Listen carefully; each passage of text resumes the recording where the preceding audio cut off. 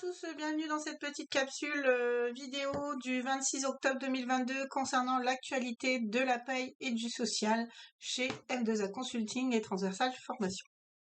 Donc, dans un premier temps, ce qui concerne les amendements en paye, plus particulièrement sur les titres restaurants, donc la revalorisation de la limite URSSAF qui est censée passer à partir du 1er janvier 2023 de 5,92, qui vient de passer du coup en octobre, à 6,50.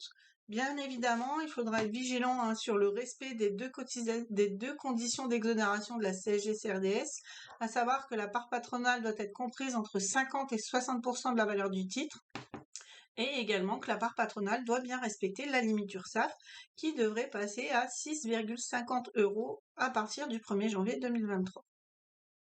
On continue avec le PLF, le PLF 2023, projet de loi de finances 2023, qui a été adopté en première lecture au 24 octobre 2022, mais dont le décret devrait paraître au journal officiel à compter de décembre 2022. Donc on reste vigilant. Une petite précision également sur le recouvrement des cotisations retraite AGIRC-ARCO par l'URSSAF qui devrait intervenir à partir du 1er janvier 2024.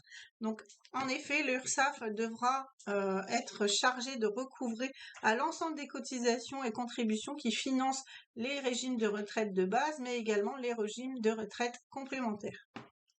Donc il a été notifié un report de ces prérogatives à partir du 1er janvier 2024.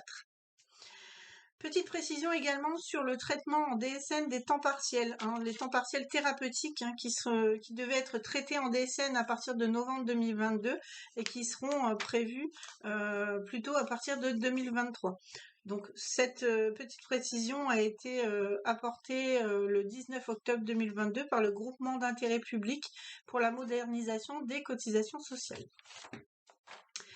Une petite précision également concernant les formations santé-sécurité au travail. Comme je l'ai à plusieurs reprises précisé, la loi santé au travail a mis en œuvre en fait une formation qui est maintenant obligatoire. Chaque entreprise, quelle que soit sa taille, doit nommer un référent santé-sécurité au travail au sein de son entreprise, personne qui sera capable du coup de prévoir et de mettre en œuvre la politique de prévention des risques et notamment la mise en œuvre du document unique d'évaluation des risques. Sachez que l'assurance maladie alloue des aides pour les TPE, donc toutes petites entreprises, et PME, petites moyennes entreprises, de moins de 50 salariés. Donc ce sont des subventions qui visent à aider à l'achat d'équipements de prévention, mais également au financement de prestations de formation, voire même d'évaluation des risques. Donc sachez que ces demandes de subventions sont à déposer maximum jusqu'au 15 novembre 2022. Donc voilà, c'est l'actualité de la semaine. N'hésitez pas à nous retrouver sur une prochaine petite capsule. Et moi, je vous dis donc à bientôt.